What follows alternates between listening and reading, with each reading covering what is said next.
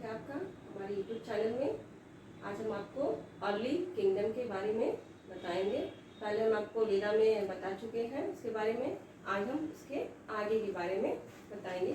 आज हम बताएंगे 2500 ईयर्स एगो, पहले की बात हम आज हिस्ट्री में बताएंगे। उस समय के लोग कैसे हुआ करते थे और क्या करते थे। उस समय देखिए हम लोग, इंडिया की पोजीशन क्या थी, यहाँ पे गंगा रिवर हुआ करती थी। गंगा रिवर में इतने इंटेंस फॉरेस्ट हुआ करते थे कि वहाँ पे कोई रहता नहीं था। लेकिन जब इस समय 2500 ईयर्स एगो एक चीज़ का, ऐसी चीज़ का इन्वेंशन हुआ जिससे गंगा रिवर के आसपास काफ़ी पॉपुलेशन इकट्ठा होना शुरू हुआ।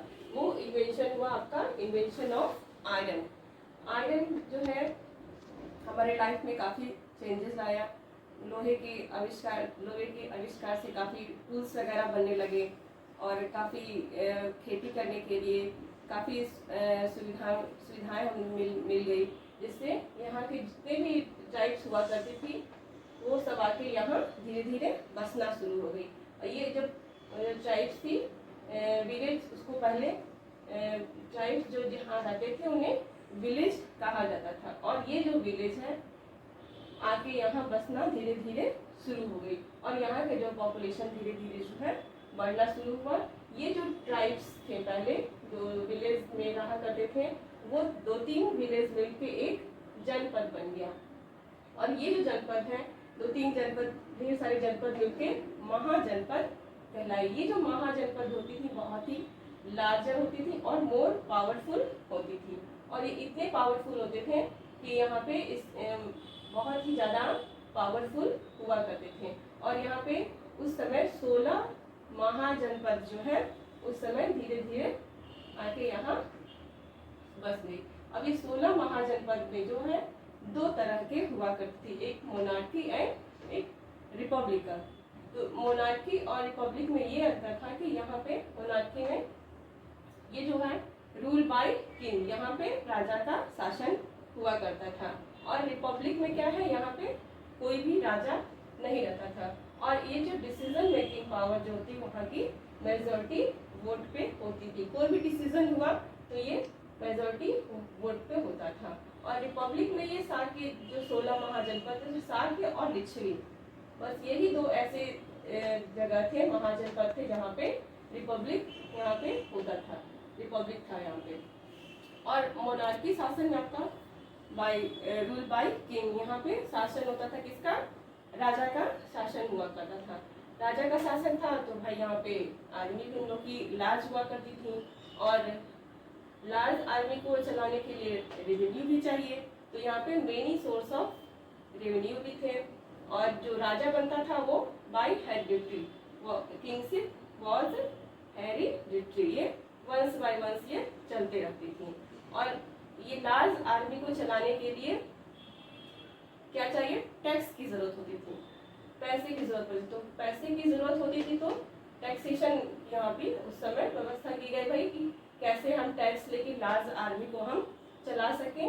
तो लार्ज आर्मी को चलाने के मोर मनी चाहिए, तो उसके लिए एक ऑफिसर जो है चूज किया गया। ऑफिसर जो क्या करता था, टैक्स को कलेक्ट करने का वो काम करता था। तो मेन सोर्स क्या था आपका टैक्सेशन का, एग्रीकल्चर।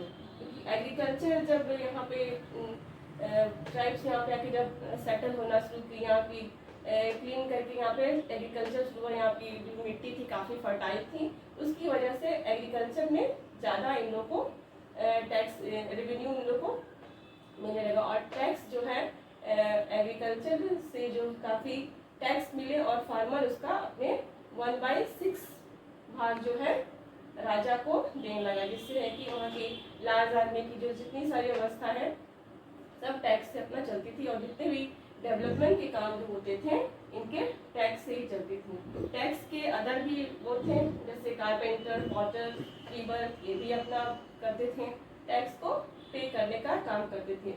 ये या तो फ्री सर्विस करते थे या तो कुछ अपना सामान राजा को देकर अपना ये ठीक है अपना टैक्स को कंप्लीट करते थे।